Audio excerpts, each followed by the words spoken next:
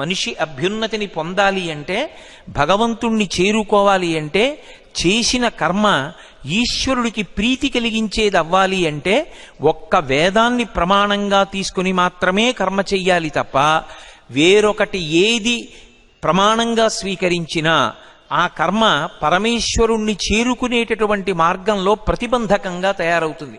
అందుకే శంకర భగవత్పాదులు అవతార పరిసమాప్తి చేస్తుంటే శిష్యులు వారి దగ్గరికి వెళ్ళి, మీరు ఇంత పెద్ద వాంగ్మయాన్ని ఇచ్చారు కదా, ఇంత వాంగ్మయాన్ని మేము ఎప్పటికీ చదువుతాం, మీరు సూక్ష్మంగా మేము అనుష్ఠించవలసినటువంటి విషయాన్ని మాకు చెప్పండి అని అడిగితే, జగద్గురువులైనటువంటి శంకర భగవత్పాదులు అవతార పరిసమాప్తి సమయంలో శిష్యులకు అందించినటువంటి సందేశం, వేదో నిత్యమధీయతాం తదుదితం కర్మస్వనుష్ఠీయతాం.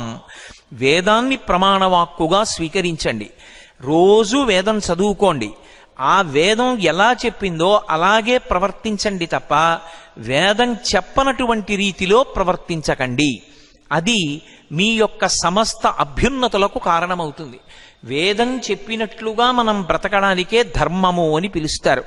ధర్మము అన్న మాటకు అర్థం, ఎవడికి తోచింది వాడు చేసి ధర్మాన్ని పట్టుకున్నానంటే ధర్మాన్ని పట్టుకున్నవాడు కాడు. ధర్మము అన్న మాటని అమరకోశం వ్యాఖ్యానం చేసింది, ధ్రియతేవా జనైరితి ధర్మం. ఏది పట్టుకోవాలో అది పట్టుకున్నవాడెవడో వాడే ధర్మాన్ని పట్టుకున్నవాడు. ఏది పట్టుకోవాలి? పట్టుకోవడం అంటే అనుష్ఠించడం. ఒక కర్మ చేసేటప్పుడు ఇలాగే చెయ్యాలని చెయ్యడం. ఏది చెప్పినట్టు చేస్తే ధర్మం అవుతుంది? నేను చెప్పినట్టు చేస్తే ధర్మం అవదు, లేకపోతే వేరొక ఆయన చెప్పినట్టు చేస్తే ధర్మం అవదు. ఎవరు చెప్పినట్టు చేస్తే ధర్మం అవుతుంది అంటే ఒక్క వేదం చెప్పినట్టు చేస్తేనే ధర్మం అవుతుంది. అందుకే ఆ వేదాన్ని అంత జాగ్రత్తగా రక్షించారు ఋషులు. వేదము ఎక్కడ పుస్తకములలో వ్రాయబడి ఇంటి దగ్గర కూర్చుని చదువుకునే అవకాశం ఉండదు. వేదం గురు శిష్యుల మధ్య ప్రబోధ రూపంగా, ప్రవాహ రూపంగా వస్తుంది. అందుకే దానికి శృతి అని పేరు. చెవి ప్రమాణమై ఉంటుంది. గురువుగారు కూర్చుని పాఠం చెప్తుంటే ఉదాత్త అనుదాత్త స్వరిత స్వరములతో ఆ మంత్రాన్ని పలుకుతుంటే ఎక్కడ మంత్రాన్ని ఎలా పలకాలో గురువుగారిని చూసి ఆ గురువుగారి దగ్గర శిష్యుడు తెలుసుకుంటాడు. తెలుసుకుని ఆ గురువు ఎలా పలికారో అలాగే శిష్యుడు కూడా పలుకుతూ ఉంటాడు. ఎక్కడా కూడా ఉచ్చారణ యందు కాలగతిలో శతాబ్దములు మారిపోతున్నా సరే వేదమంత్రాలలో ఎక్కడా పొరపాటు రాకుండా ఉండడం కోసం అంత జాగ్రత్త ప్రమాణవాక్యంలో తీసుకున్నటువంటి ధర్మం ఏదైనా ఉంటే, విశ్వాసం ఏదైనా ఉంటే సనాతన ధర్మం ఒక్కటే. అందుకే వేదం నేర్చుకోవడం అంటే అదొక పరమ పవిత్రమైనటువంటి కర్మ. విద్యాస్థానము అని పిలిచారు వేదాన్ని. ఏది తెలుసుకున్న తరువాత మనుష్యుడు వేరొకటి తెలుసుకోక్కర్లేదు, ఏది తెలుసుకోవడం వల్ల జీవితం పండిపోతుందో దానికే వేదమని పేరు. వేదమునకుండేటటువంటి శక్తి ఎటువంటిది అంటే, సాధారణంగా ఒక మంత్రం విస్ఫోటన శక్తిని విశేషంగా కల్పించాలి అంటే పెదవులు కూడా కదపకుండా లోపల జపం చేస్తే ఎక్కువ ఫలితం వస్తుంది. కానీ వేదమంత్రాలకి సంబంధించినంత వరకు ఎంత పైకి ఎంత బిగ్గరగా చదివితే అంత గొప్ప శక్తి వస్తుంది. వేద మంత్రములను విన్నంత మాత్రం చేత ఆ వేద మంత్రముల యొక్క స్వరం, ఆ శబ్దశక్తి వాతావరణంలో ప్రవేశించినంత మాత్రం చేత చెట్లు కూడా విశేషంగా పుష్పిస్తాయని, బాగా పళ్ళు పండుతాయని, కాయలు కాస్తాయని, ఆవులు పాలిస్తాయని, లోకమంతా శాంతి పొందుతుంది అని మనకి ఋషులు దాన్ని స్థిరీకరించారు. సామవేదమని ఇప్పుడే మహాపురుషులు వారు చదివారు. దాని పేరే సామవేదం. సామ అంటే శాంతి అని. అది దీర్ఘస్వరంతో ఉంటుంది.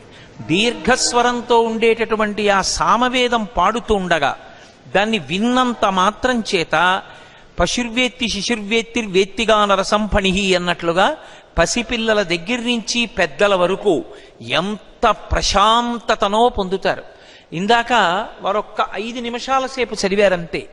కానీ ఆ 5 నిమిషాలలో వచ్చినటువంటి శబ్ద తరంగములు సమస్త ఉద్వేగములను అణచి, పొంగుతున్న పాల మీద నీళ్లు పడితే పాలు ఎలా కిందకి వెళ్ళిపోతాయో అలా మనలో ఉండేటటువంటి ఉద్వేగాలను అణచి సమస్తమైన భూతములయందు శాంతిని కల్పించగలిగినటువంటి దీర్ఘస్వరంతో కూడుకున్నటువంటి మంత్రభాగం సామవేదం.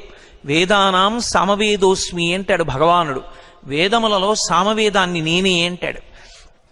అటువంటి వేదం పైకి చదివినంత మాత్రం చేత విశేషమైనటువంటి శక్తినిస్తుంది. మీరు ఏదైనా ఒక వాక్యాన్ని పట్టుకుని దాని అర్థం తెలియకుండా అదే పనిగా చదివారనుకోండి, దాని వలన ఏ ప్రయోజనం వస్తుంది అని నన్ను అడిగితే ఈ ప్రయోజనం వస్తుంది అని చెప్పడం కష్టం. రాముడు దశరథుని కుమారుడు అని, రాముడు దశరథుని కుమారుడు అన్న వాక్యానికి అర్థం తెలియని వ్యక్తి ఒక 1000 మాటలు చదివాడు అనుకోండి, ఇప్పుడు అతనికి ఏ ఫలితం వచ్చింది అని నన్ను అడిగారు అనుకోండి, ఆయనకు ఫలితం వచ్చిందని చెప్పడం కష్టం. కానీ రామనామం 1000 మాటలు పలికాడు కాబట్టి బహుశా నామోచ్చారణ ఫలితం కలగచ్చు. కానీ వేదమంత్రం అలా కాదు. వేదమంత్రం చెప్పేటటువంటి వ్యక్తికి వేదమంత్రం యొక్క అర్థం తెలిసి ఉండొచ్చు, తెలియకపోవచ్చు. వేదమంత్రాన్ని వింటున్న వాడికి వేదమంత్రం యొక్క శక్తి, దాని అర్థం తెలియచ్చు, తెలియకపోవచ్చు. కానీ వేదాన్ని చదివినంత మాత్రం చేత ఆ వేద మంత్రముల యొక్క శబ్ద తరంగములు వాతావరణంలో ప్రవేశించినంత మాత్రం చేత సమస్త భూతములు కూడా సంతోషాన్ని పొందుతాయి, అందరూ శాంతిని పొందుతారు. ఆఖరికి వృష్టిని కురిపించడానికి, అంటే ఎక్కడో అంతరిక్షంలో ఉండిపోయినటువంటి నీటితో కూడుకున్న మేఘాల్ని భూమండలం మీదకి పిలిచి ఇక్కడ వర్షించేటట్టుగా చేయగలిగినటువంటి శక్తి కూడా దేనికున్నది అంటే ఒక్క ఆ వేద మంత్రములకే ఉన్నది. ఆ మంత్రములు అంత శక్తివంతములు. అందుకే ఆ వేదంలో ఉండేటటువంటి మంత్రాలకి ఎక్కడా కూడా భవిష్యత్ కాలమునందు తేడా రాకూడదని దాన్ని రకరకాల పాఠాలుగా మార్చారు. శిఖాపాఠమని, క్రమపాఠమని, ఘనపాఠమని పాఠం కింద ఉంటుంది. ఉన్నప్పుడు అదే మాటని ముందుకి వెనక్కి తిప్పి చెప్తూ ఉంటారు. ఎందుకలా ఆ పాఠం చెప్పడం అంటే వేద మంత్రంలో ఒక్క అక్షరం కూడా పొరపాటున కొత్తది వచ్చి చేరడం కానీ, ఉన్న అక్షరం వెళ్ళిపోవడం కానీ జరగకుండా ఉండడం కోసం వేదాన్ని రక్షించడానికి అంత జాగ్రత్త తీసుకున్నారు. అందుకే మహాత్ములైనటువంటి వారి జీవితంలో ప్రప్రథమమైనటువంటి కర్తవ్యంగా వాళ్ళు స్వీకరించినది ఏది అంటే వేదాల్ని కాపాడడమే. ఒకప్పుడు నడిచే దేవుడిని పేర్గాంచినటువంటి మహాపురుషులు, అపర శివావతారమైనటువంటి వ్యక్తి, నడిచే శంకర భగవత్పాదులై ఈ భారతదేశాన్నంతటినీ 4 చెరగుల సన్యాస ధర్మాన్ని అనుసరించి పాదచారి అయి పర్యటించినటువంటి మహాపురుషులు, ప్రాతస్మరణీయులు, కంచికామకోటి పీఠాధిపత్యం వహించినటువంటి జగద్గురువులు శ్రీ శ్రీ శ్రీ చంద్రశేఖరేంద్ర సరస్వతి మహాస్వామి వారు ఈ రాజమహేంద్రవనానికి వచ్చి ఇక్కడ చాతుర్మాస్య దీక్ష చేసినటువంటి సందర్భంలో ఇక్కడ ఉన్న సంపన్న బ్రాహ్మణ కుటుంబాల్ని పిలిచి మీరు వేద పరిరక్షణ చెయ్యవలసి ఉంటుందని ఆ కుటుంబాలకి ఉత్సాహాన్ని కల్పించి ఇక్కడ ఉన్నటువంటి ఈ వేదశాస్త్ర పరిషత్తు ఏర్పడడానికి కారకులయ్యారు.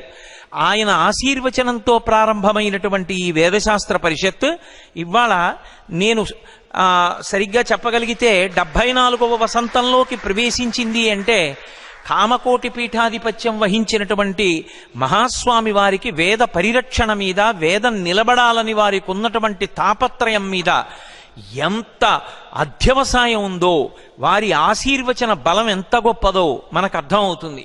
కాబట్టి ఆ వేద మంత్రాలు వింటే చాలు. అందుకే మహాస్వామి ఎప్పుడూ ఒక మాట చెప్పేవారు, మీకు వేదం వచ్చా రాదా పక్కన పెట్టండి, మీకు వేదమంత్రం చదివినప్పుడు అర్థం అవుతుందా అవదా పక్కన పెట్టండి, వేదం చదువుకున్నవారు కనపడినప్పుడు కనీసం 2 చేతులెత్తి నమస్కరించడం నేర్చుకోండి. వేదం చదువుకున్న వాళ్ళకి నమస్కరిస్తే, వేదం చదువుకున్న వాళ్ళని గౌరవిస్తే అంతకన్నా మనం చెయ్యడానికి ప్రత్యేకమైన కర్తవ్యం ఉండదు. అంత గొప్పది వేదం. అటువంటి వేదమే ప్రమాణవాక్కు.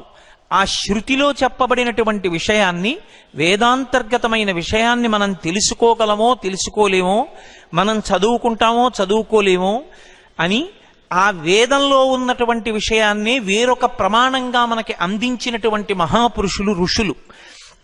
అందుకే ఋషుల చేత చెప్పబడినటువంటి ధర్మసూత్రములను స్మృతులు అని పిలుస్తారు.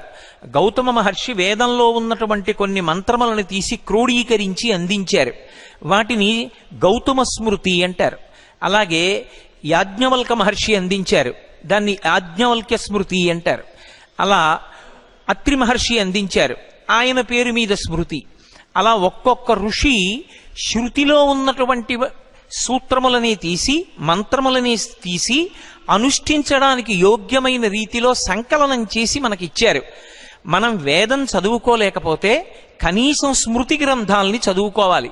అందుకే స్మృతి ఎప్పుడూ కూడా వేదం నుంచి విడివడదు. అందుకే శృతిని పాటించే వాళ్ళని శ్రౌత ధర్మం అంటారు, స్మృతిని పాటించే వాళ్ళని స్మార్తులు అంటారు.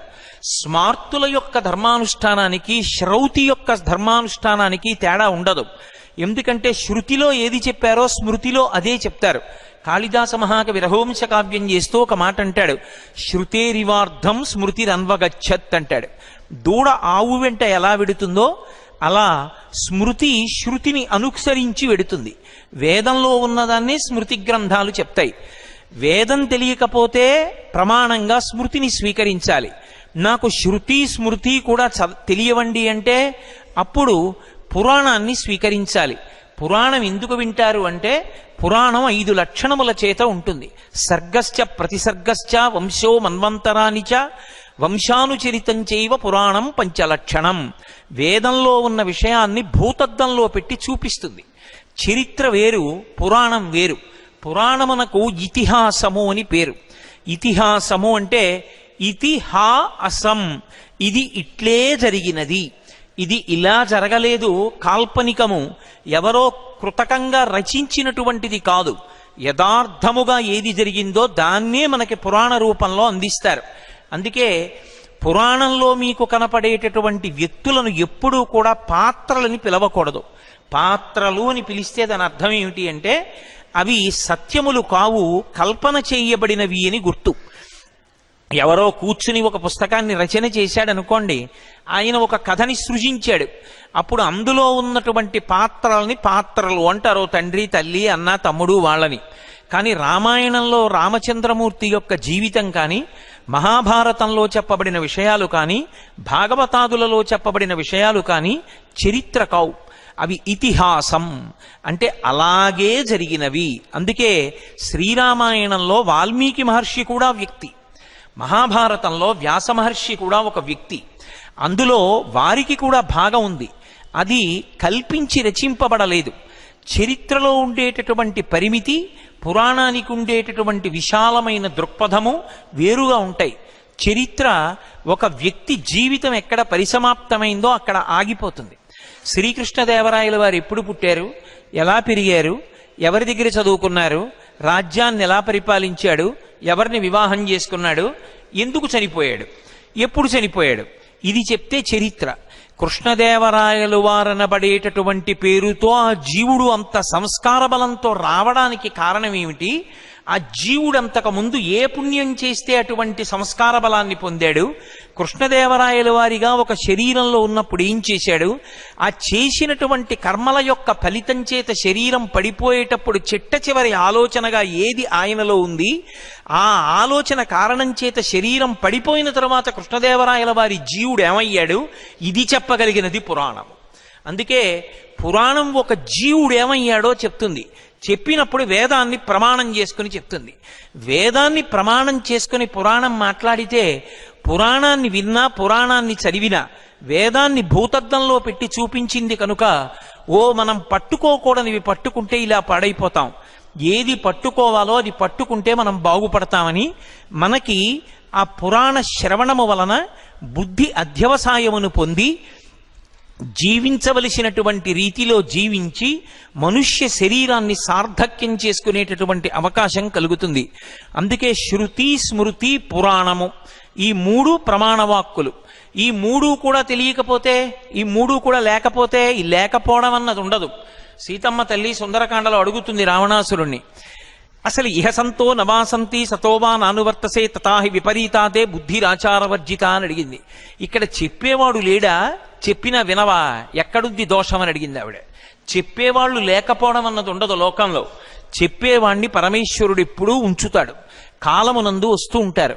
కానీ చెప్పినటువంటి వాడు చెబుతున్నా ఆ చెప్పిన విషయము సత్యమని పూనికను పొంది మనం దాన్ని అనుష్ఠించాలనేటటువంటి అధ్యవసాయము బుద్ధి యందు ఏర్పడనంత కాలము అది రాతి మీద ఉన్న విత్తనం మీద వర్షపు చినుకు పడితే ఎలా ఉంటుందో, ఆ అవతల వ్యక్తి చాలా విషయం తెలుసున్నటువంటి వాడు, భగవద్భక్తి కలిగినటువంటి వాడు, ఆస్తిక్య బుద్ధి కలిగినటువంటి వాడు మాట్లాడినా అవతలవాడు పొందేటటువంటి ప్రయోజనం అంతే ఉంటుంది.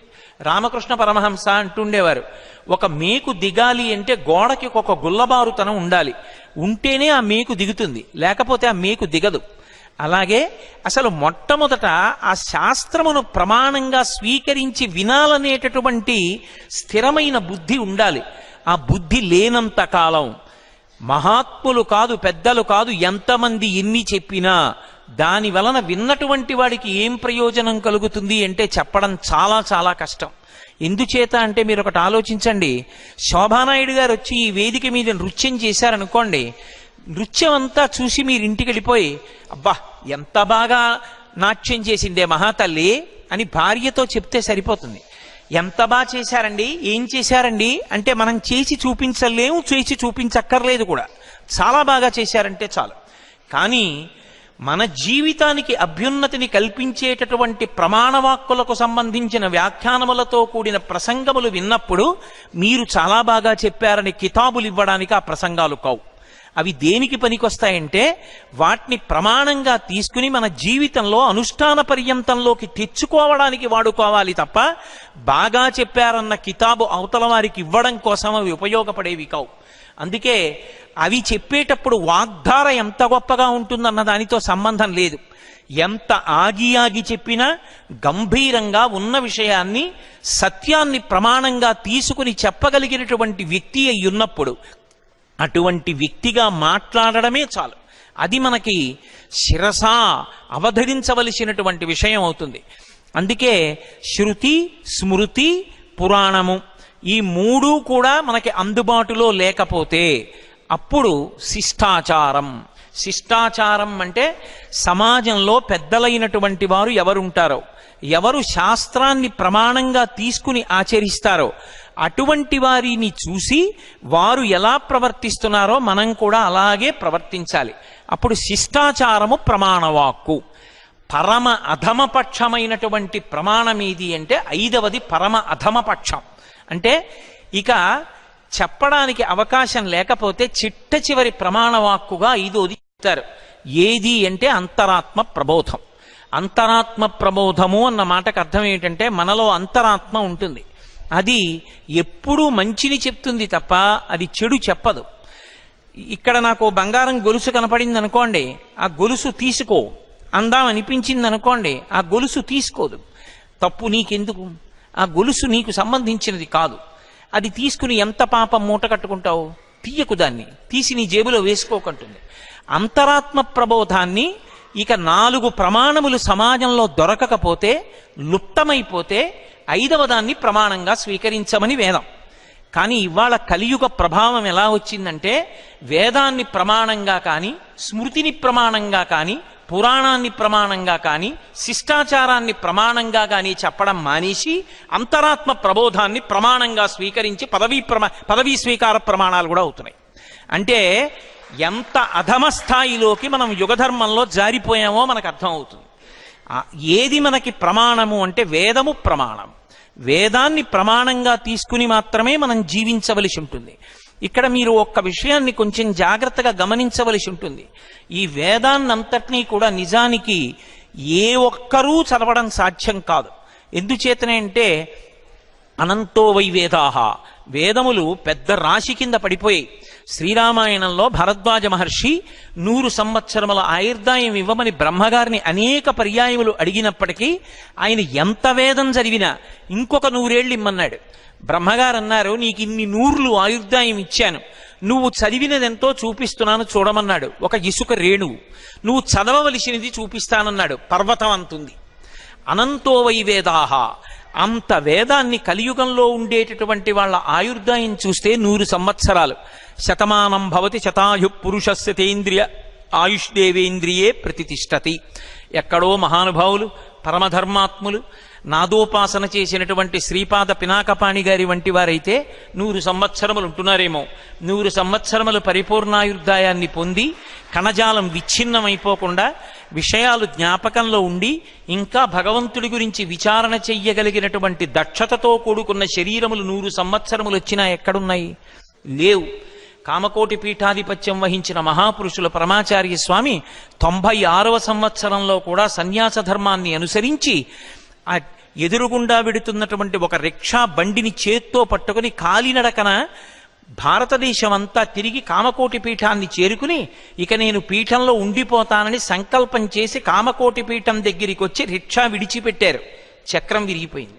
అంటే ఇక నువ్వు బహుశా పర్యటించవని చెప్పిందో ఏమో ఆ ఈశ్వరవాక్కు. ఆ తరువాత ఆయన పీఠంలో ఉండిపోయారు.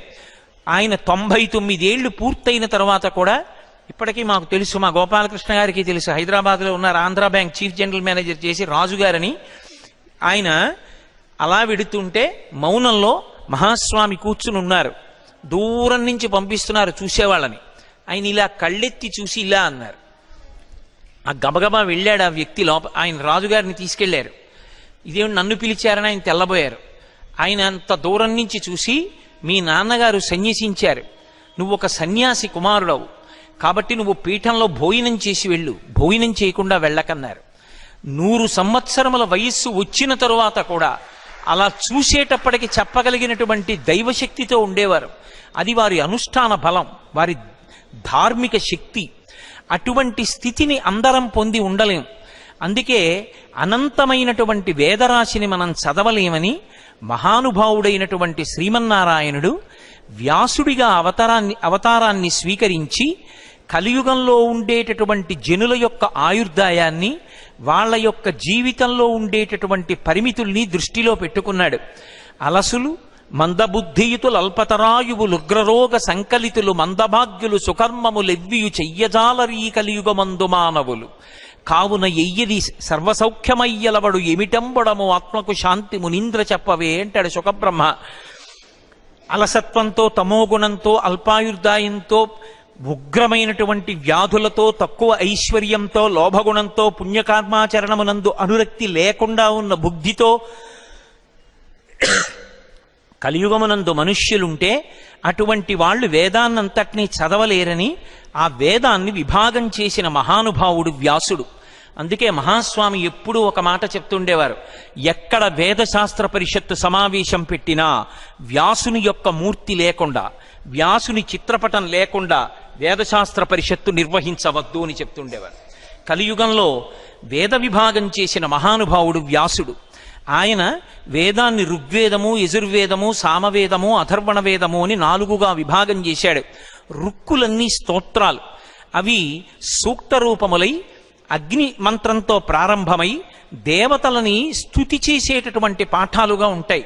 యజ్ అన్న మాటకు అర్థమే ఆరాధన. శ్రీరామాయణంలో హనుమ రామచంద్రమూర్తి గురించి మాట్లాడుతూ యజుర్వేద వినీతశ్చ వేదవిద్భి సుపూజిత ధనుర్వేదేచ వేదేషు వేదాంగేషు చ నిష్ఠిత అంటాడు. యజుర్వేదము అంటే అనుష్ఠానానికి పనికొస్తుంది. ఋగ్వేదంలో ఉండేటటువంటి సూక్తాల్ని, మంత్రాల్ని తీసుకుని యజమాని యొక్క కామ్యాన్ని తీర్చడానికి దేవతలను ఏ రకంగా ఆరాధన చెయ్యవచ్చు, యజ్ఞంలో హోమ ప్రక్రియ ఎలా నిర్వహణ చెయ్యవచ్చు, ఆ మంత్రములతో సంకలనం చేసి హవిస్సు ఇచ్చి ప్రీతి పొందిన దేవతల యొక్క అనుగ్రహం చేత ఎలా అభ్యున్నతిని పొందవచ్చన్న విషయాన్ని మనకి వివరణ చేసేటటువంటి వేదం యజుర్వేదం. ఆ యజుర్వేదం అంత గొప్ప శక్తిని పొందడానికి కారణం ఆ యజుర్వేదంలో శ్రీరుద్రం ఉండడం. ఆ శ్రీరుద్రం అందరికీ శాంతిని కల్పించడానికి, లోకం చల్లబడడానికి అది కారణమై ఉన్నది. ఇప్పటికీ ఆ శ్రీరుద్రాన్ని జపం చేస్తారు, శ్రీరుద్రంతోటే హోమం చేస్తారు, శ్రీరుద్రంతోటే పూజ చేస్తారు, శ్రీరుద్రంతోటే అభిషేకం చేస్తారు. ఆ శ్రీరుద్ర మంత్ర భాగం ఉన్నటువంటిది యజుర్వేదం. 3వది సామవేదం. సామవేదం వేద భాగాలన్నిటిలోకి కూడా అద్భుతమైనటువంటి వేదంగా చెప్పబడింది. ఉద్గాత నియమము అని దేవీ భాగవతంలో సామవేదం గురించి చెప్తూ ఒక ప్రత్యేకమైనటువంటి ఉపాఖ్యానం. అన్నిటికన్నా దమ్ము పట్టి దీర్ఘస్వరంతో మంత్రం చెప్పడం చాలా కష్టమైనటువంటిది సామవేదమే. సామవేదం ఇవాళ 5 నిమిషాలే చదవమన్నారు, కానీ నిజంగా పండితులు సామవేదం చదువుతుంటే అద్భుతం, పరవశించిపోయాను నేను. ఆ సామవేదం శాంతికారకం. ఆ సామవేదం మనుష్యుని యొక్క మనసుని చల్లబరుస్తుంది. అందుకే సామవేదం చదివేవాళ్ళు ఎప్పుడైనా స్వరభంగం అయితే దోషం పట్టకూడదు.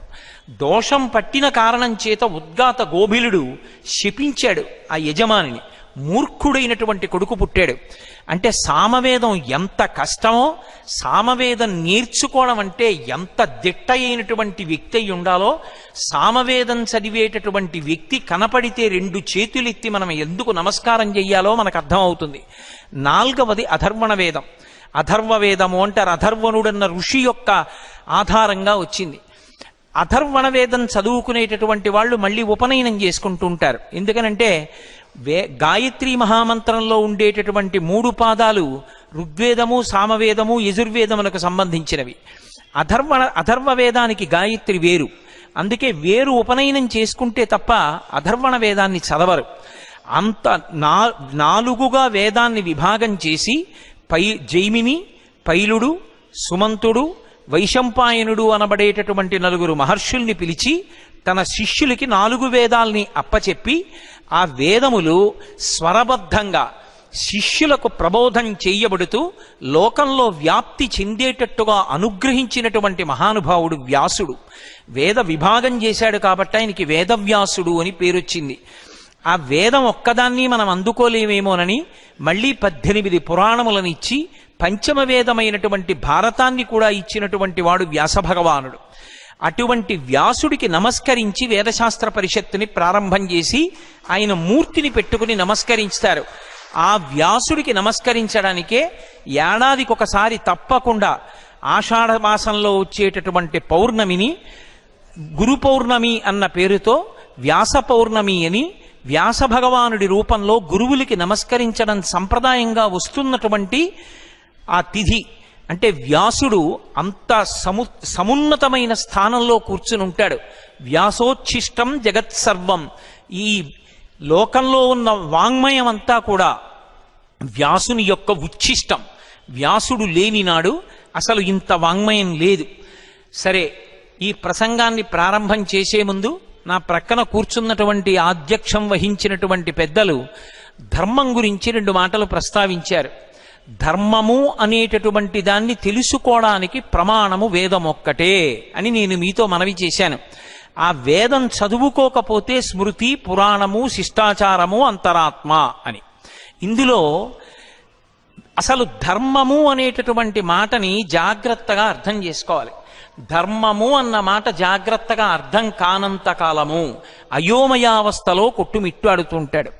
ధర్మము అన్న మాటని అర్థం చేసుకోవడము అంటే భగవంతుడు ఎలా చెప్పాడో అలా జీవించడానికే ధార్మికమైన జీవితము అంటారు. భగవంతుడు చెప్పినట్టు జీవించడం అన్న మాట ఎందుకు వస్తుంది అసలు? ఏమి బుద్ధినిచ్చిన వాడు నీ ఇష్టం వచ్చినట్లు ప్రవర్తించని ఎందుకు అనకూడదు? మీరొక్కటి ఆలోచించండి. నా కొడుక్కి ఫీజు నేనే కడతాను. నా కొడుకుని ఒక కాలేజీలో నేనే చేర్పించాను. వాడికి పుస్తకాలు నేనే కొనిచ్చాను. కానీ వాడికి 100 రూపాయలు జేబులో పెట్టి, ఒరే నువ్వు కాలేజీ నుంచి వచ్చేటప్పుడు ఎప్పుడైనా ఇబ్బంది ఏర్పడితే, హఠాత్తుగా నీకు ఏ బస్సు దొరకకపోతే ఏం బెంగ పెట్టుకోకు, 100 రూపాయలు ఇచ్చి ఆటోలో వచ్చి, లేదా నువ్వు పట్టుకెళ్ళినటువంటి క్యారేజీలో అన్నం తింటూ ఉండగా గిన్నె నీ చేయి తగిలి కింద పడిపోతే ఆకలితో ఉండకు, ఓ 20 రూపాయలు పెట్టి నీకు కావలసింది ఏదైనా తిను, పండో ఫలమో కొనుక్కుని అని నేను 100 రూపాయలు ఇచ్చాను. 100 రూపాయలు వాడికి ఇచ్చినప్పుడు ఆ 100 రూపాయలు వాడు ఎలా ఖర్చు పెట్టాలో కూడా నేను చెప్పాను. ఒకవేళ నేను చెప్పినట్టు వాడు ఖర్చు పెట్టకపోయి ఉండి ఉండవచ్చు, కానీ అది వాడు చేసింది మాత్రం ధార్మికమైన పద్ధతిలోనే, అది ఎక్కడ చెడు పని కొరకు కాదు అని నేను అనుకున్నాను అనుకోండి, అప్పుడు నేను వాడిని తప్పు పట్టను. నేను చెప్పిన పనులే కాకుండా వాడు హఠాత్తుగా కాలేజీకి వెళ్ళినప్పుడు మంచి పుస్తకం, ఇది మీరందరూ చదవవలసిన పుస్తకం అని తీసుకొచ్చి అక్కడ పెట్టారు. అందరూ కొనేసుకోవడంలో తెచ్చిన పుస్తకాలు అయిపోతున్నాయి. ఆ పుస్తకం 100 రూపాయలు. మళ్ళీ పుస్తకాలు ఇంకో నెల పోయాక వస్తాయన్నారు. 100 రూపాయలు పెట్టి నా కొడుకు ఆ పుస్తకం కొనేసుకున్నాడు. ఇప్పుడు నా కొడుకు తప్పు చేశాడా ఒప్పు చేశాడా అంటే ఆ పుస్తకంలో ఏది ఉన్నది అది వాడు ఎందుకు చదవాలనుకుంటున్నాడన్న దాన్ని బట్టి నేను నిర్ణయిస్తాను. నేను చెప్పనిది కొనేశాడని కొట్టేయను వాడిని. వాడు కొనుక్కున్న పుస్తకం వాడికి అభ్యున్నతిని కల్పించేదనుకోండి, పరమాచార్య స్వామి వారి అనుగ్రహ భాషణముల సంకలనం అది. నేను పరమ సంతోషించి నా కొడుకుని కౌగిలించుకుంటాను. 100 రూపాయలు ఇచ్చిన నేను నా కొడుకు దాన్ని ఎలా ఖర్చు పెట్టుకోవాలో చెప్పాను. జ్ఞానేంద్రియ కర్మేంద్రియములనిచ్చి మనసునిచ్చి బుద్ధినిచ్చి ఇంత శక్తిని మనుష్యునకు పెట్టినటువంటి పరమేశ్వరుడు వీటిని ఎలా వాడుకోవాలో చెప్పకపోతే నాశనం చేసేయడానికి ఒక్క ఇంద్రియం చాలు. ఒక్క కన్ను బాగా పనిచేసినందుకు ఒక జాతి నశించిపోతోంది. చూపుకి ఆకర్షింపబడుతుంది దీపపు పురుగు. దీపాన్ని చూసి అది తినే వస్తువు అనుకుని వెళ్ళి దీపం మీద వాలుతుంది, రెక్కలు ఊడి కింద పడిపోతుంది. అరే ఇన్ని పురుగులు కింద పడిపోయి మనం ఎందుకురా వాడమని ఆలోచించవు. వెళ్ళి వాలుతూనే ఉంటాయి, కింద పడిపోతూనే ఉంటాయి. కుప్పలు కుప్పలుగా పడిపోతాయి రెక్కలు, పక్కన పడిపోతాయి పురుగులు. తెల్లవారి లేచి కాకులు బల్లులు తినేస్తాయి. కన్ను బాగా పనిచేసినంత మాత్రం చేత ఒక జాతి అంతా నశిస్తోంది. చెవి లౌల్యమును పొంది ఉన్న కారణం చేత ఒక జాతి మొత్తం పోతోంది. లేడికి పాట వినడం అంటే ఇష్టం. అది లతా మంగేష్కర్ పాడిందా, ఎంఎస్ సుబ్బలక్ష్మి గారు పాడారా, దానికి అనవసరం. పాట వింటే చాలు. వేటగాడు చెట్టు మీద కూర్చుని కింద వలపన్ని చెట్టు మించి పాట పాడతాడు. పిచ్చిలేడి పైకి చూస్తూ పాట వినపడుతున్న దిశగా చెవి పెట్టి పరిగెత్తుకొస్తుంది. కింద ఉన్నటువంటి వలలో కాళ్ళు పడి కింద పడుతుంది. కింద పడడం ఏమిటి, కాళ్ళకి బలం ఉంటే లేచి పారిపోతుందని చెట్టు దిగి వచ్చినటువంటి వేటగాడు మొట్టమొదట దొంగ పెట్టి దాన్ని కాళ్ళ మీద కొట్టి కాళ్ళు విరిచేస్తాడు. ఇక ఆ లేడి పరిగెత్తలేదు. ఆ తర్వాత దాన్ని ఏం చేస్తాడన్నది నేను చెప్పక్కర్లేదు. కేవలం చెవికి లౌల్యం ఉంటే ఒక జాతి నశించిపోతోంది. నాలుకకి లౌల్యం ఉంటే ఒక జాతి పోతోంది. చాప కడుపు నిండా ఉన్నా సరే చాప నీటి అడుగు భాగం నుంచి వెళ్ళిపోతుంటే ఒక చిన్న సూదిని ఉంచి దానికి ఎరపెట్టి వానపాముని కోసి ముక్క తొడిగి పైన పేకబెత్తం పెట్టి కర్రకి తాడు కట్టి లోపల వదులుతాడు చేపని పట్టేవాడు.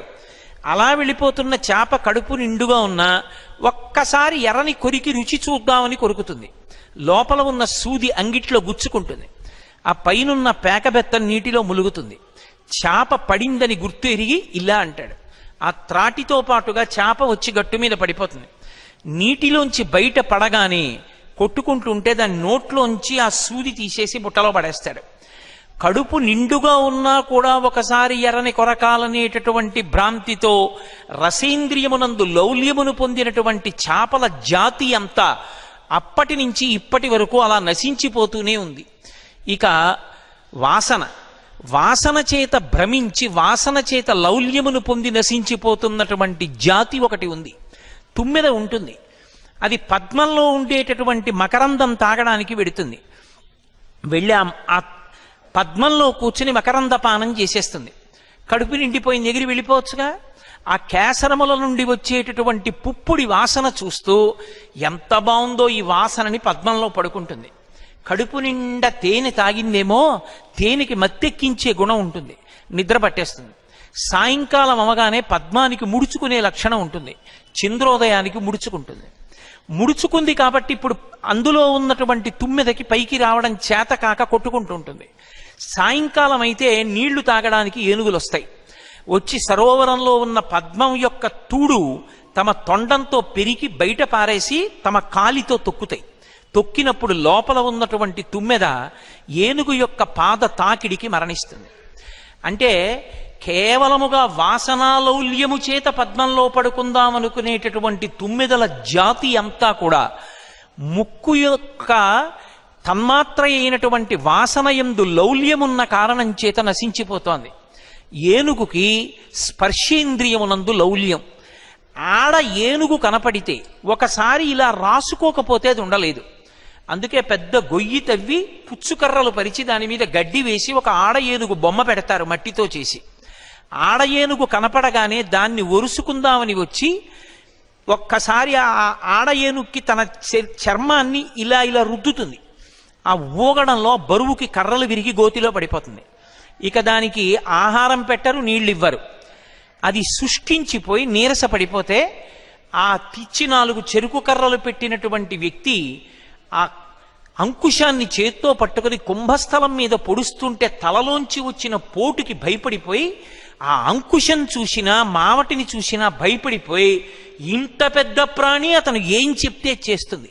అంకుశం అంటే ఎంత భయం అంటే దాని ముందరి 2 కాళ్ల ముందు అంకుశాన్ని పెట్టి మావటి పక్కన కూర్చుంటాడు. తొండం ఇలా ఊపుతుంది.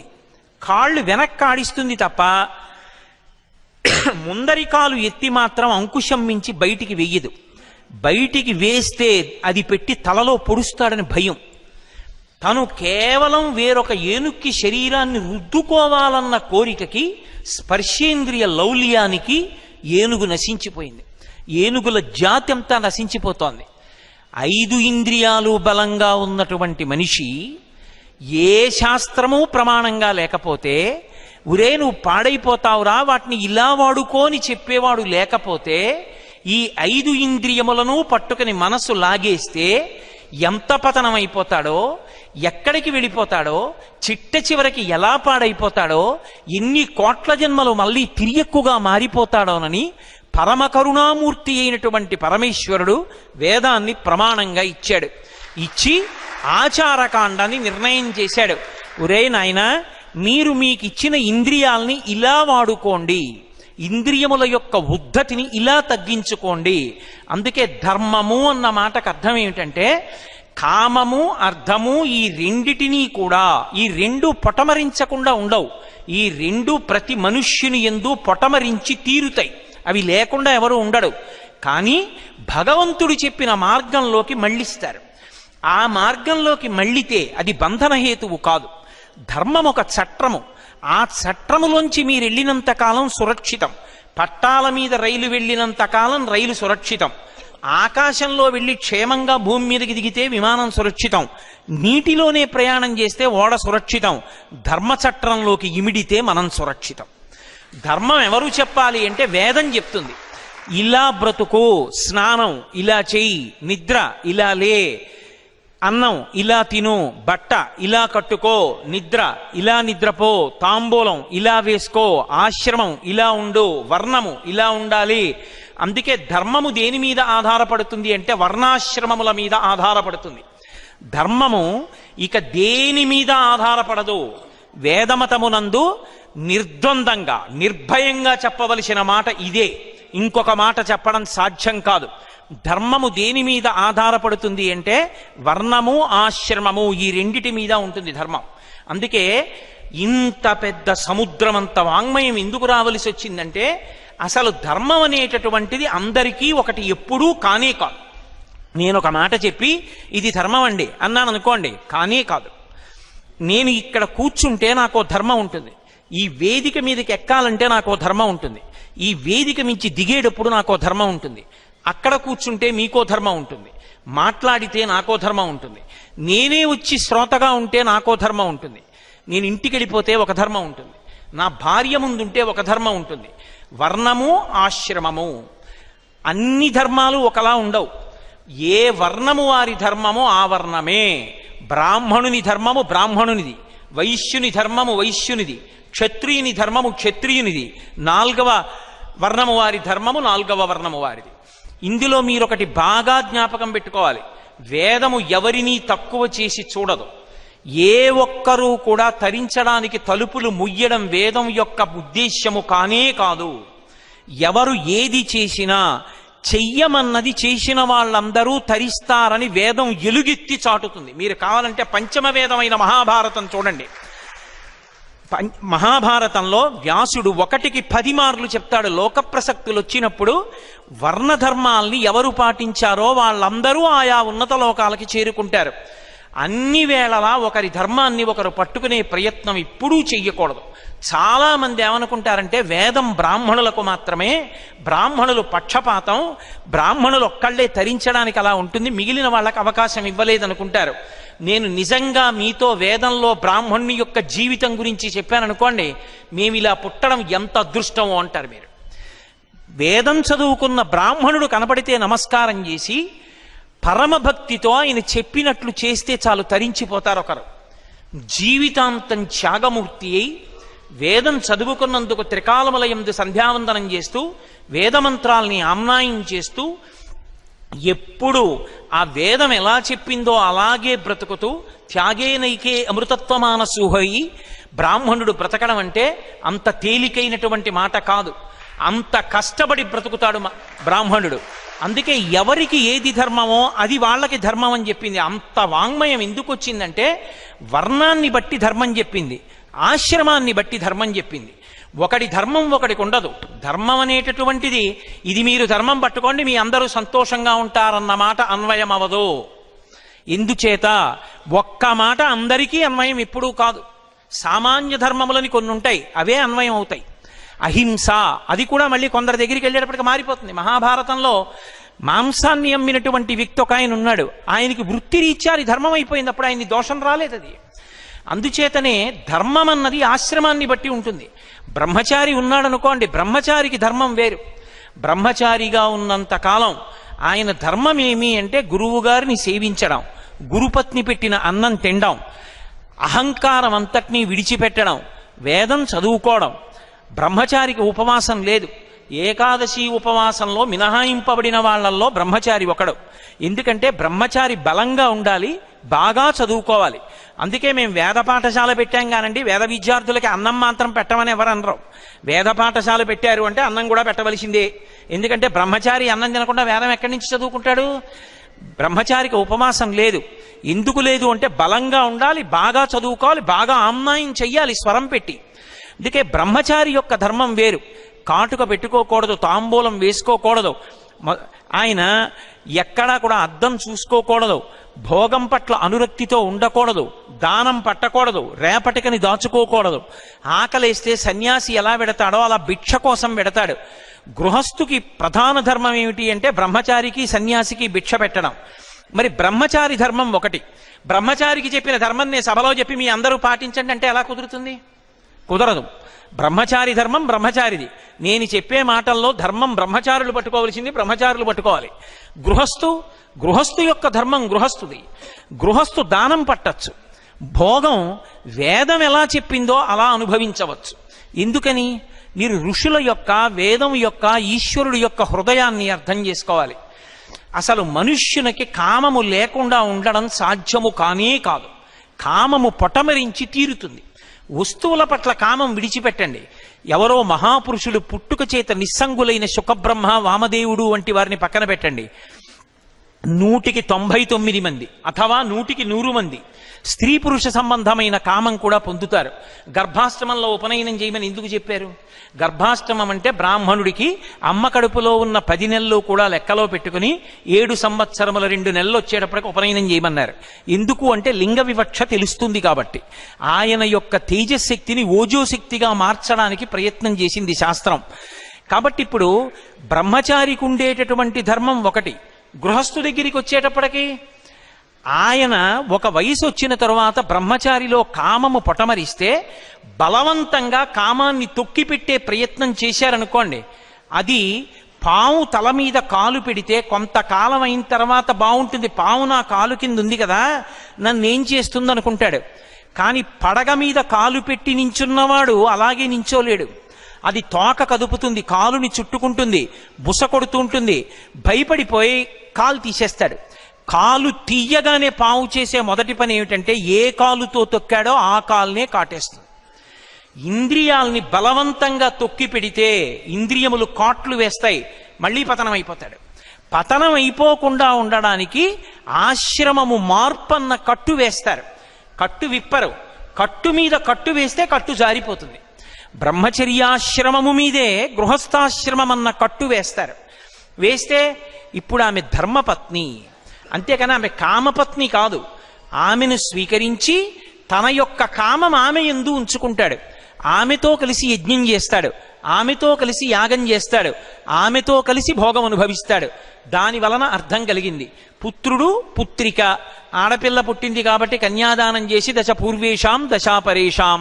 మగపిల్లవాడు పుట్టాడు కాబట్టి ఆయనకి ఉపనయనం చేస్తే రేపొద్దున్న తండ్రి శరీరం పడిపోయిన తర్వాత గయాశ్రాద్ధం పెట్టి ఇంట్లో పూజా మందిరంలో మంగళహారతి ఇస్తూ గోత్రనామాలతో పూజ పరంపరాగతంగా నడిచేటట్టు చేస్తాడు. కాబట్టి ధర్మపత్ని వలన, ధర్మబద్ధమైన కామము వలన అర్థము కొడుకు కూతురు కలిగారు. గృహస్థుకుండేటటువంటి ధర్మం వేరు, బ్రహ్మచారి ధర్మం వేరు, మారిపోయింది. వానప్రస్థు ఆయన ధర్మం వేరు, సన్యాసి ఆయన ధర్మం వేరు. అందుకే మీరు చూడండి, బ్రహ్మచారికి కాని, గృహస్థుకి కాని, వానప్రస్థుకి కాని, సన్యాసికి కాని 4 ఆశ్రమాల్లో ఏ ఆశ్రమానికి కూడా ధర్మము నుండి మినహాయింపు మాత్రము లేదు. ఎవరికైనా సరే నిన్ను ధర్మం నుంచి మినహాయించేశాం, నీకు ధర్మం అన్వయం అవ్వదు అనేటటువంటి ఆశ్రమము మాత్రము ఉండదు సనాతన ధర్మంలో. అందరూ ధర్మాన్ని పట్టుకోవలసిందే. సన్యాసి కాషాయం కట్టుకున్నా ఆయనకో ధర్మం ఉంది. ఆయన అగ్నిహోత్రం చేయకూడదు, అగ్నిహోత్రం మీద తన కొరకు అని వండుకోకూడదు, భిక్షావందనం ద్వారా వచ్చినటువంటి అన్నాన్ని మాత్రమే తినాలి. అగ్ని సంపర్కాన్ని విడిచిపెట్టేశాడు కాబట్టి ఆయన శరీరం పడిపోయిన తరువాత ఆ శరీరాన్ని కూడా అగ్ని సంస్కారం చేయరు. భూమిలో పెట్టి దాని మీద తులసి కోట పెడితే బృందావనం, శివలింగం పెడితే అధిష్టానం. అంటే సన్యాసికి కూడా ధర్మం ఉంది. సన్యాసి వాహనం ఎక్కకూడదు, సన్యాసి కేవలము పాదచారి అయి తిరగాలి. పీఠాధిపతి అయి పీఠ పరంపర, పీఠంలో ఉండేటటువంటి వైభవం అంతా వెనక ఏనుగులు గుర్రాలు ఒంటెలు వస్తున్నా సరే తాను శిష్యులు మోసిన పల్లకీలో కానీ కాలి నడకన కానీ వెళ్ళాలి తప్ప వాహనం ఎక్కి సన్యాసి ఎన్నడూ తిరగరాదు. అది సన్యాసికి ప్రధాన ధర్మం. చాతుర్మాస్య వ్రతం చేయడం సన్యాసికి ప్రధాన ధర్మం. ఇవి నేను విడిచిపెడతాను అన్నప్పుడు సన్యాసాశ్రమ ధర్మాన్ని అనుసరించినట్లుగా చెప్పడం చాలా కష్టం అవుతుంది. ధర్మము ధర్మమే. ఏ ఆశ్రమంలో ఉన్న వాళ్ళైనా ఆ ఆశ్రమానికి సంబంధించినటువంటి ధర్మాన్ని పాటించవలసిందే. అన్ని ఆశ్రమాల్లోకి సర్వోత్కృష్టమైన ఆశ్రమం ఇది అని అడిగారు. రామాయణం చెప్పినా, భారతం చెప్పినా, భాగవతం చెప్పినా అన్ని ఆశ్రమములలోకి గొప్ప ఆశ్రమం ఏది అంటే గృహస్థు యొక్క ఆశ్రమమే. ఎందుచేత అంటే గృహస్థ అనేటటువంటి వాడు లేనినాడు బ్రహ్మచారికి అన్నం లేదు, సన్యాసికి భిక్ష లేదు. అసలు ఇంతమందికి భిక్ష పెట్టి సన్యాసి వైరాగ్యం వచ్చి శరీరం ఉంటే ఉంది, పడిపోతే పడిపోయిందని బతుకుతాడు. బ్రహ్మచారి ఎవరో పెట్టిన అన్నంతో వేదం నేర్చుకుంటాడు. గృహస్థు 10 మందిని పిలిచి ఆతిథ్యం ఇచ్చి పంచయజ్ఞములు చేసి సమాజం నిలబడేటట్టు చేసి తను తరించేవాడు గృహస్థు. అందుకే గృహస్థాశ్రమ ధర్మము అన్ని ధర్మములలోకి గొప్పది. ధర్మంలో బాగా కిందకి రావడానికి అవకాశం అందుకే గృహస్థుకి కల్పించారు. ఎందుకు కల్పించారు అంటే మీరు వేదం స్పృశించినటువంటి అంశం ఉండదు. బట్ట కట్టుకోవడం దగ్గర నుంచి స్నానం వరకు స్పృశిస్తుంది. స్నానంలో గృహస్థు దగ్గరికి వచ్చేటప్పటికి ఒకవేళ నువ్వు చన్నీటి స్నానం చెయ్యలేకపోతే, తలమించి నీళ్లు పోసుకోలేకపోతే విభూతి ఒంటి మీద చల్లుకో, చాలు నీ స్నానం అయిపోయినట్టే. నువ్వు సంధ్యావందనం చెయ్యలేక మృత్యుశయ్య మీద ఉంటే నీ కొడుకు సంధ్యావందనం చేసి నోట్లో తీర్థం పోస్తే సంధ్యావందనం చేసినట్లే. అంటే ధర్మం నుంచి మినహాయింపు ఇవ్వలేదు. ధర్మంలో ఆచరణమునందు గృహస్థుకు ఉండేటటువంటి కష్టాన్ని దృష్టిలో పెట్టుకుని కొంచెం కిందకెళ్ళడానికి అవకాశం ఇచ్చింది. ఒకరోజు ఏ కారణం చేతనో సంధ్యావందనం చేయడం కుదరలేదు. సంధ్యావందనం చేసేవాడికి చెప్పి వెళ్ళవచ్చు, అయ్యా మీరు అర్ఘ్యం ఇచ్చిన జలం ఉంచండి నేను వస్తానని చెప్పి వెళ్ళి అర్ఘ్యం ఇచ్చిన జలాల్లోంచి తీర్థం పుచ్చుకుని అప్పుడు తన అన్నమో పలహారమో తినచ్చు. అప్పుడు సంధ్యావందనం చేసినట్టే. ఎందుకు ఇచ్చింది గృహస్థకి మినహాయింపు అంటే గృహస్థు అనేకమైన ఒత్తిడుల మధ్య ఉంటాడు. అందుకే ధర్మాన్ని అంత కఠినంగా పట్టుకోమంటే అవకాశం ఉండొచ్చు, ఉండకపోవచ్చు. కానీ అన్నీ వదిలిపెట్టేసి నీ ఇష్టం వచ్చినట్టు తిరిగని మాత్రం వేదం ఒప్పుకోదు. అవకాశాన్ని, శరీరమునకు ఉండేటటువంటి దౌర్బల్యాన్ని దృష్టిలో పెట్టుకుని అవకాశాలు ఇచ్చుకుంటూ పెడుతుంది. చాలా మంది తెలియక ఒక మాట అంటూ ఉంటారు, మూఢాచారాలండి అంటారు. మూఢాచారాలని చెప్పినటువంటి వాళ్ళందరి యొక్క కోరిక ఏమిటంటే ఆవుని చంపేయాలి కాబట్టి, ఆవుని చంపేస్తున్నామంటే బాగుండదు కాబట్టి దానికి కుక్క అని పేరు పెట్టి కొట్టడం. కుక్క అని పేరు పెడుతున్నాం కనుక ఆవు అని తెలిసి కుక్క అంటూ కొట్టి ఆవుని చంపడం ఎటువంటిదో, వేదం చదవకుండా, రామాయణ భారత భాగవతాలు చదవకుండా, వేద ధర్మం ఎంత గొప్పదో తెలుసుకోకుండా, వేదము మౌఢ్యము, ఇది మూఢాచారమని మాట్లాడడం కూడా అంతే దారుణం. ఆవుని చంపి కుక్కని చంపానని చెప్పడం ఎంత తప్పో, వేదం చదవకుండా మూఢాచారం అని చెప్పడం అంతే తప్పు.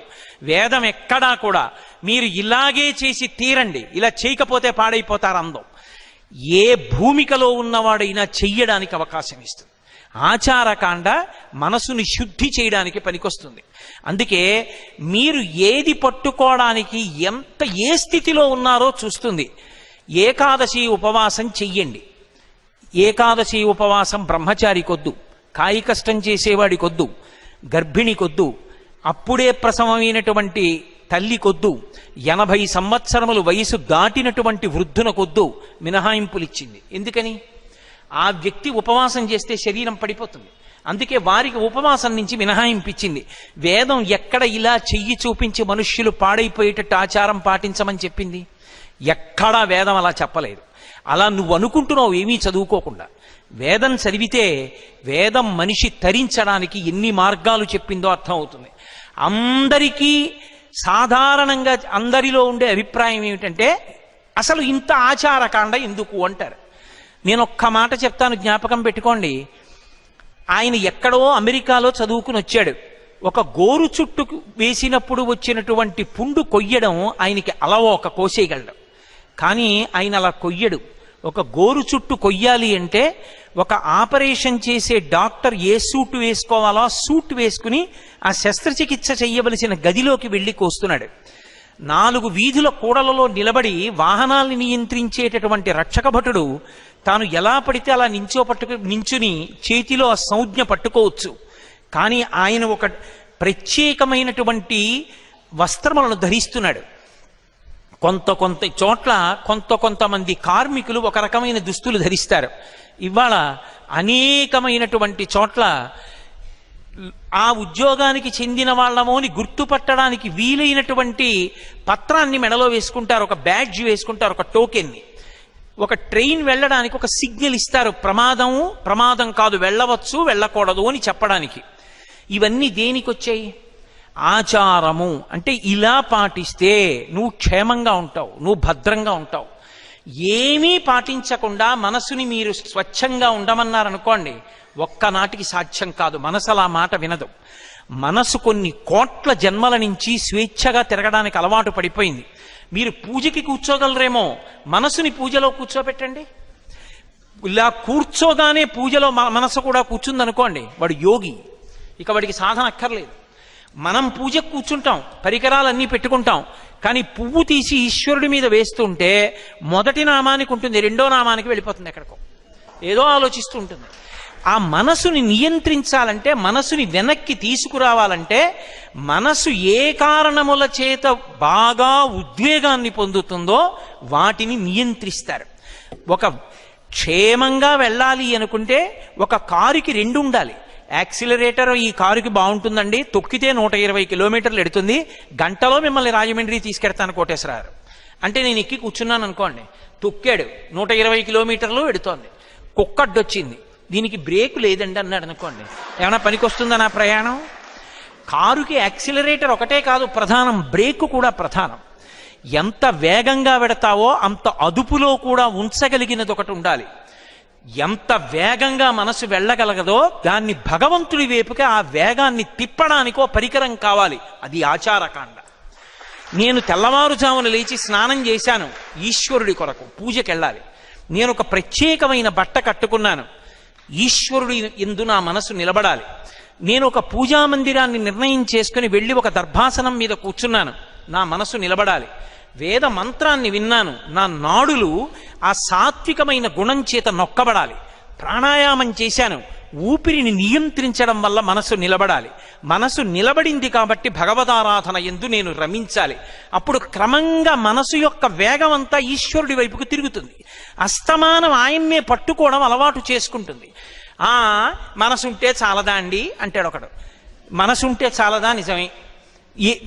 నేనేం పూజలు చేయనండి, మనసుంటే చాలదా, ఎందుకండి ఇవన్నీ అంటాడు. మంచిదే, నే కాదన్నా. హైదరాబాద్లో నా కొడుకున్నాడు, నేను కాకినాడలో ఉన్నాను. కొత్తపల్లి కొబ్బరి మామిడి పళ్ళు వచ్చాయి, ఎవరో తీసుకొచ్చి బుట్టతో పళ్ళు ఇచ్చారు.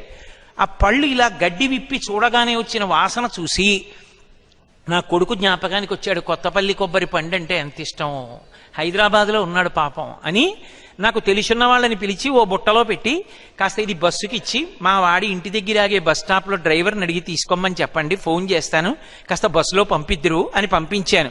ఏ కొడుకు మీద ప్రేమ ఉంటే చాలదా, మనసు ఉంటే చాలదా, మామిడి పళ్ళు ఎందుకు పంపించావు? కొడుకు విషయంలోకి వచ్చేటప్పటికి మనసుంటే సరిపోలేదు, మామిడి పళ్ళు పంపిస్తావా? ఈశ్వరుడి విషయంలో మాత్రం మనసుంటే చాలదా, ఉపచారాలు ఎందుకా? దాన్ని మెట్ట వేదాంతం అంటారు. కాబట్టి అవి ఎందుకు వచ్చాయి అంటే, ఆచారకాండ ఎందుకు వచ్చింది అంటే నీకు ప్రీతి భగవంతుని యందు ఉద్దీపనం కావడానికి. అది ఎంత ఉద్దీపనం కావాలి అంటే కష్టంలో సుఖంలో ఎప్పుడైనా భగవంతుడే జ్ఞాపకం వచ్చేటట్టుగా మనసు సత్వగుణంలోకి వెళ్ళాలి అంటే ఆచారకాండ పాటించాలి. ఆచారకాండ పాటించకపోతే మనసుని అలా నిలబెట్టడం అందరికీ సాధ్యమయ్యే విషయం కాదు. ఎక్కడో మహాత్ములు ఉండొచ్చు, ఏ స్థితిలో కూడా భగవంతుణ్ణే ఆరాధించిన వాళ్ళు. అప్పయ్య దీక్షితుల వారని ఒక మహానుభావుడు ఉండేవాడు.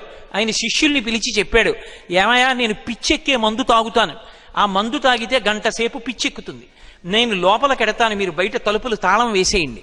ఆ గంట సేపు పిచ్చెక్కినప్పుడు మనసు నా యొక్క వశంలో ఉండదు కదా, వదిలిపెట్టేశాను. ఇప్పుడంటే ఆచారంతో పట్టుకున్నాను. నేను నా మనసు మీద ఎంత అధికారం సంపాదించానో తెలియాలి, దానికి విచ్చలవిడితనం కల్పిస్తానో గంట పిచ్చెక్కేటట్టు. ఆ పిచ్చెక్కినప్పుడు నా మనసు ఏం చేస్తోందో, ఆ మనసు ఏం చెప్తే నేనేం చేస్తున్నానో, గురువు గారు కదా అని మొహమాట పడకండి, నేను ఏం మాట్లాడానో ఏం చేశానో వ్రాయండి, గంట పోయాక పిచ్చి తగ్గిపోతుంది, బయటికి వచ్చి చూస్తానన్నారు. ఆయన పిచ్చెక్కగానే ఒక గంట సేపు ఆ ద్రవ్యాన్ని స్వీకరించినందుకు గంట సేపు పిచ్చెక్కినప్పుడు ఆయన పరమేశ్వరుడి మీద స్తోత్రం చేశారు. ఆ గంట పిచ్చిలో ఆయన చేసినటువంటి స్తోత్రం ఉన్మత్త శతి అని, ఆయన చేసినటువంటిది ప్రత్యేకమైన శ్లోకాలకి దాని పేరే ఉన్మత్త శబ్దంతో వచ్చింది, పిచ్చెక్కినప్పుడు రచించినది అని. అంటే మనసు అంత ఉన్మాదంలో ఉన్నప్పుడు కూడా ఈశ్వరుణ్ణి పట్టుకుంది. అలా పట్టుకోగలగాలి అంటే, మనుష్య జన్మ సార్థక్యం పొందాలి అంటే ఆచారకాండ ధర్మము అవసరం. అందుకే మీరు సమస్త వాంగ్మయాన్ని పిండేస్తే రెండే అక్షరాలు ధర్మం. ఈ ధర్మం ఎక్కడుంటుంది అంటే వేదమునందు ఉంటుంది. ఏ వర్ణం వాడు ఎలా బతకాలి, ఎక్కడ ధర్మం ఎలా ఉంటుంది. ఎందుకంటే మీరు బాగా గుర్తుపెట్టుకోండి, నేను ఇంకా ఇంతకన్నా ఎక్కువ ప్రసంగం అక్కర్లేదు దీని గురించి. నిరంతరం మారిపోయేది ధర్మం. నిరంతరం మారిపోయే ధర్మం ధర్మచట్రంలోకి ఇమిడితేనే కర్మగా ఉండాలి. ఎందుచేత ఈ మాట అంటున్నానంటే, నేను మీతో ఇందాక మనవి చేశా, ఇక్కడ కూర్చుంటే నాది చెప్పే ధర్మం, అక్కడ కూర్చుంటే వినడం ధర్మం. నేను కారు ఎక్కితే డ్రైవర్ నాకన్నా చాలా తెలివైన వాడు, కారుని ఎలా నడపాలో అతనికి తెలుసని నేను కూర్చోవాలి. ఇదో ఒక మాట చెప్పచ్చు, రెండు మాటలు చెప్పచ్చు, 80 కిలోమీటర్ల కన్నా వెళ్ళకాయ వానబడిందిగా, రోడ్డు తడిచింది అనొచ్చు. అంతేగాని స్టీరింగ్ ఇలా పట్టుకో, ఇలా తిప్పుతోంది, కాళ్ళున్నాయా, యాక్సిలరేటర్ మీద ఉందా, బ్రేక్ మీద ఉందా, ఇన్నన్నాను అనుకోండి, ఉపద్రవం వస్తుంది. అక్కడ అతను పెద్దవాడు, అతను నడుపుతాడు, నేను క్షేమంగా ఉంటాను. ఎక్కడి ధర్మం అక్కడ. ఇక్కడ ఉపన్యాసం చెప్పినట్టు కారులో డ్రైవర్కి చెప్పాను అనుకోండి, వాడు రాజానగరంలో దిగింటికి వెళ్ళిపోతాడు. ఎక్కడ ఉండేటట్టు అలా ఉండాలి. నేను రేపు నా కార్యాలయానికి వెళ్ళాను అనుకోండి, నా పై అధికారి కనపడితే మీ అందరూ నాకు నమస్కారం చేయొచ్చు, నేను ఆయనకి ముందు నమస్కారం చేస్తాను. ఎందుచేత అంటే ఆయన విష్ణు స్వరూపం, నాకు అధికారి. అధికారం ఉంది అంటే విష్ణువు. కాబట్టి నాకు ప్రత్యక్షంగా వెంకటాచలంలోని వెంకటేశ్వరుడే అలా కూర్చుని ఉన్నాడు. అయ్యా నమస్కారం అండి అని నా సీట్లో కూర్చుంటాను. అలా నమస్కారం పెట్టడానికి నా మనసేం తబ్బిబ్బైపోదు.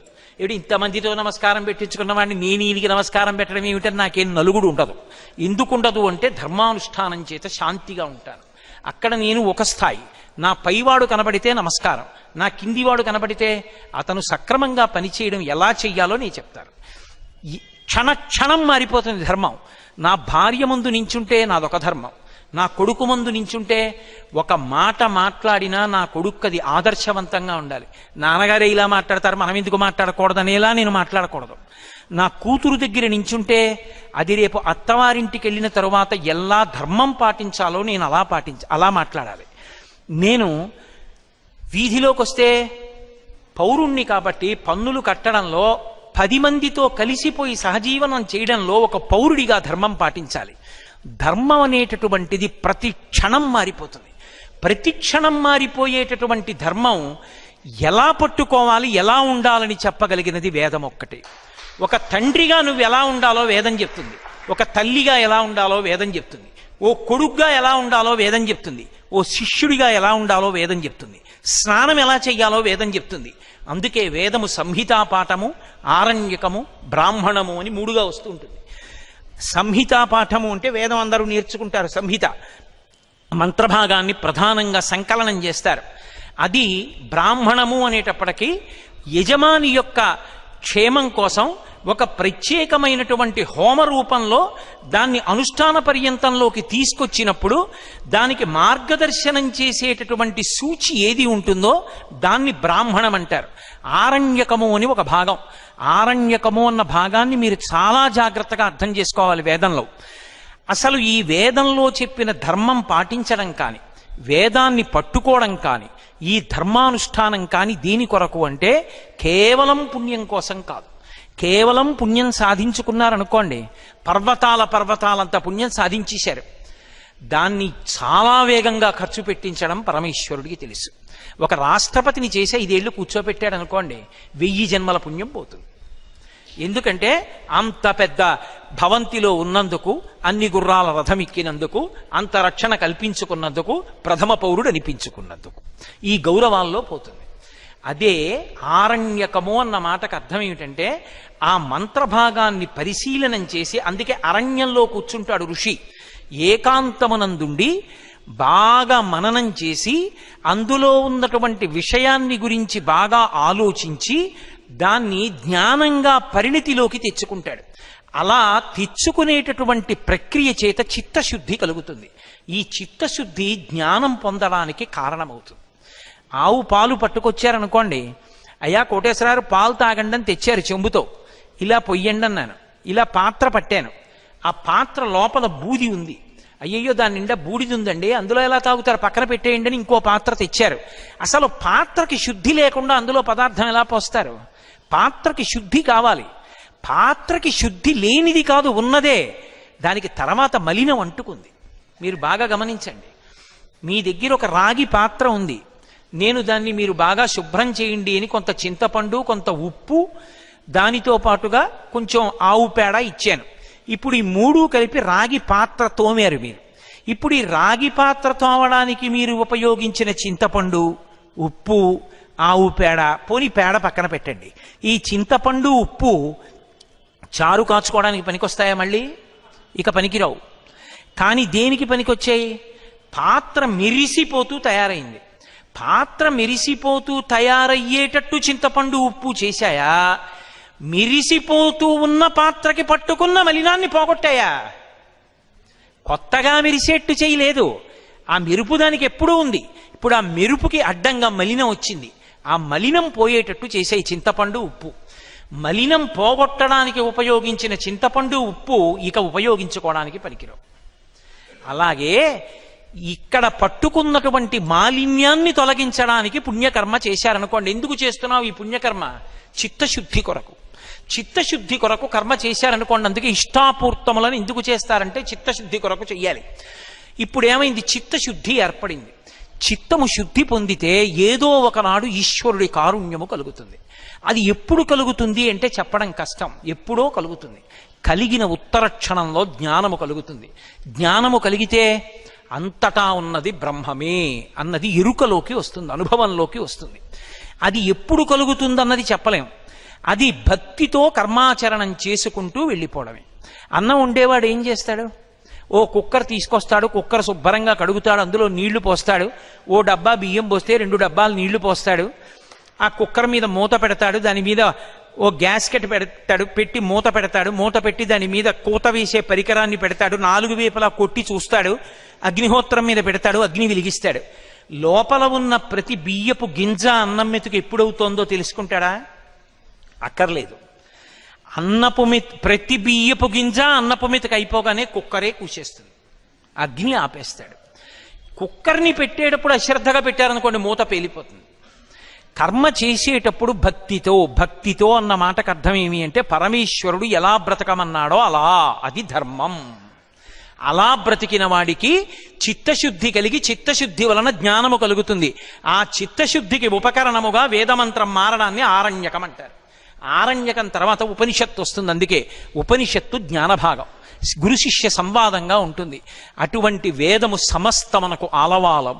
ఇహమునందు సుఖానికి కానీ, పారలౌకిక సుఖానికి కానీ, జ్ఞానానికి కానీ, పునర్జన్మ లేకుండా ఉండడానికి కానీ, వర్ణాశ్రమ ధర్మాన్ని పాటించడానికి కానీ, జీవితాన్ని శాంతియుతంగా ఉంచుకోవడానికి కానీ, అందరూ వేదాన్ని నమ్మి బ్రతికారనుకోండి, ఎవరి జోలికి వెళ్ళరు. అందరూ వేదధర్మాన్నే పాటిస్తే వేరొకడికి ఉపకారం ప్రత్యేకం అక్కర్లేదు. పరమ ప్రశాంతంగా పరమ శాంతియుతంగా అయిపోతుంది జీవితం. కృష్ణదేవరాయల వారు ఆముక్తమాల్యద రాస్తూ ఒక మాట అన్నాడు. ఏదో ఎంత చమత్కారంగా చెప్పాడంటే ధర్మం అన్న మాటని, అక్కడ బాతుల్ని తీసుకెళ్లి నది ఒడ్డున పెట్టి ఓ చిన్న తడిక కడతారు, చిన్న దడి, ఓ ఇంత ఎత్తు ఉంటుంది. అవి దూకి వెళ్ళవు బాతులు, వదిలేస్తారు అందులో. ఓ బాతు వెళ్ళి ఒక్క బాతు ఎందుకో తడికి దూకేసి పడుకుంది. ఆ కాలవ గట్టున వెళ్ళిపోతున్నాడు ఒక రైతు. ఆయన అనుకున్నట్ట, అరే రే, ఎవరో పంతులు గారు తెల్లవారకట్ట నదిలో స్నానం చేశాడు. నదిలో స్నానం చేసి ఆ తడి బట్ట విప్పేసి పొడి బట్ట కట్టుకుంటాడంటే అందులో ఎంత ధర్మం ఉంది. స్నానం చేసేటప్పుడు ఒంటి మీద బట్ట లేకుండా స్నానం చేయకూడదు, వేదంలోనే ఉంది ఆ మాట. సూర్యుని యొక్క కిరణములయందే మలినము, వాయువు, నీరు, అగ్ని 4 ఉంటాయి. ధర్మానుష్ఠానం లోకంలో తగ్గిపోతే అగ్నితో కూడుకున్న వర్షం పడుతుంది అని ఉంది వేదంలో. మెరుపులు, ఉరుములు, పిడుగులు ఎక్కువ పడతాయి. కాకుండా ధర్మాన్ని అందరూ పాటిస్తే వర్షం పడుతుంది. వ్యక్తుల యొక్క ఆయుర్దాయం ఎందుకు తొందరగా తగ్గిపోతుంది అంటే వేదం చెప్పింది, ఒంటి మీద బట్ట లేకుండా స్నానం చేస్తే నీటి యందు ఉన్న అగ్ని రోగరూపంలో దహించేస్తుంది అవతలవాడి శరీరాన్ని అని. నీటి యొక్క అధిదేవత వరుణుడు, జలాధిదేవత అయిన వరుణుని పట్ల అపచారమే దిగంబర స్నానం చెయ్యడం. ధర్మాన్ని ధర్మంగా పాటించాలి. బ్రాహ్మణుడు స్నానం చేశాడంటే లోకానికి ధర్మం చెప్పవలసిన వాడు. ఆయన స్నానం అంటే తల మునక వేసేటట్టుగా చెయ్యాలి, చెంబుతో నీళ్లు తీసిపోసుకోవడం కాదు. అందుకని నదికి వచ్చి స్నానం చేశాడు, తడి బట్ట వదిలేశాడు, పొడి బట్ట కట్టుకున్నాడు. ఇప్పుడు ఈ తడి బట్టను ఏం చేస్తాడు, ముద్ద కింద పడుతుంది. అది కింద పడిన ముద్ద కింద పడిన బట్ట తీసి జాడించుకుని పట్టుకుపోతాడు. ఎవరో ఒక ఆయన మరిచిపోయి వెళ్ళిపోయాడు. ఆ తెల్లటి బట్ట పంచి అక్కడ ఉండిపోయింది. ఆ వెళ్ళిపోతున్నటువంటి రైతు చూశాడు, అరే రే, అగ్రహారంలో పంతులు గారు ఎవరో స్నానం చేసి బట్ట విడిచిపెట్టేశారు. కాబట్టి ఇప్పుడు నేను ఆ బట్ట పట్టుకెళ్ళి ఆయనకి ఇచ్చేయాలి. అగ్రహారానికి పెట్టుకెళ్ళి, అయ్యా పంతులు గారు ఎవరిది పంచ అని అడిగితే ఎవరో ఒకరు గుర్తుపడతారు అని గబగబా పంచ పంతులు గారిది అనుకుని వచ్చి పట్టుకోబోయాడు. అది బాతు కదిలిపోయింది అన్నారు కృష్ణదేవరాయల వారు. అంటే ఒక బాతుని అడ్డుపెట్టి, పడుకున్న బాతును అడ్డుపెట్టి ఆముక్తమాల్యద కాలం నాడు ధర్మం ఎలా ఉందో చెప్పాడు కృష్ణదేవరాయల వారు. వేద ధర్మాన్ని చూపిస్తారు. అది రచన చెయ్యగలిగినటువంటి వాడికి వేదమునందు అనురక్తి ఉండాలి, వేదము తెలిసిన్నవాడయి ఉండాలి. విశ్వనాథ సత్యనారాయణ గారి చెలియలి కట్ట అని పుస్తకం రాశారు. అంతా వేదధర్మమే, సాంఘిక నవలలా ఉంటుంది. కానీ అసలు ఏకపత్ని వ్రతం అంటే ఏమిటో మీరు చెలియలి కట్ట పుస్తకం చదవాలి. అలాగే 1000 పడగలు రాశాడు మహానుభావుడు, సహస్ర ఫణ్. అది వేద ధర్మం, 1000 పడగలు. అద్భుతమైనటువంటి సాంఘిక నవల. కానీ అది ఉన్నదంతా వేదధర్మమే అందులో. కాబట్టి వేదంలో ఉన్న విషయాన్నే చెప్తారు. ఎక్కడ ఏది ధర్మమో ఆ ధర్మమును పాటించడం అంటే వేదము తెలుసుకుంటేనే. వేదము తెలియనప్పుడు స్మృతి, పురాణము, శిష్టాచారము, అంతరాత్మ ఇవి పట్టుకున్ననాడు చేసిన ప్రతి పని ధర్మచట్రంలోకి ఇముడుతోందో లేదో చూసుకున్ననాడు. ధర్మచట్రంలోకి ఇమిడిందా, నువ్వు నిచ్చెన పైకెక్కావు. ధర్మచట్రంలోకి ఇమడలేదా, కిందకి దిగావు. ఒక్కటే గుర్తు, తాటిని ఇలా తిప్పితే కట్టేశాను, అదే తాటిని ఇలా తిప్పితే విప్పేశాను. ధర్మచట్రంలోకి విప్పితే బంధనాల నుంచి విడిపడుతున్నావు, ధర్మచట్రంలోకి ఇమడని పనులు చేస్తే బంధనాల్లో ఇరుక్కుంటున్నావు, కట్టబడుతున్నావు. చెయ్యడం ప్రధానం కాదు, ఎలా చేస్తున్నావు ప్రధానం. ఎలా చేస్తున్నావో అలా చెయ్యాలంటే వేదాన్ని చదువుకోవాలి. లేదా ఇటువంటి వేద పండితులు కనపడ్డప్పుడు వాళ్ళకి నమస్కరించి అడగాలి. స్మృతి పురాణ గ్రంథములను చదువుకోవాలి. అంత గొప్ప వేదం. అందుకే ఆ వేదం అనుశ్రుతంగా ఎప్పుడూ అలా పరంపరాగతంగా వెడుతూనే ఉండాలి. ఆ వేదశాస్త్ర పరిషత్తులు ప్రత్యేకంగా శ్రావణ మాసంలో ఈ సభలు చేసి వేద పండితులందరూ ఇళ్లకి కూడా వస్తుంటారు. ఎందుకంటే శ్రావణ మాసం అంతా వర్షాలు ప్రారంభమవుతాయి. లక్ష్మీకారకమైనటువంటి నెల, విష్ణు సంబంధమైనటువంటి నెల. విష్ణువు స్థితికారుడు. బ్రతకాలి అంటే విష్ణువు యొక్క అనుగ్రహం. అందుకని ఈ శ్రావణ మాసంలో వేదం విష్ణువు యొక్క స్థానం కనుక వేద పండితులు కూర్చుని వేదం చదివినా, వేదం విన్నా, మన ఇంటికి వచ్చినప్పుడు మనం ఆహ్వానించి వారిని కూర్చోపెట్టి వారొక్క పన్నం చదివితే సంతోషపడి మనకున్న దాంతో వారిని సత్కరించిన వారి ఆశీర్వచనం మనని రక్షిస్తుంది. అందుకే శ్రావణ మాసంలో వేదశాస్త్ర పరిషత్తులు జరగాలి అని పెద్దలు నిర్ణయం చేశారు. అంత గొప్ప వేదశాస్త్ర పరిషత్తు శ్రావణ మాసంలో. అందున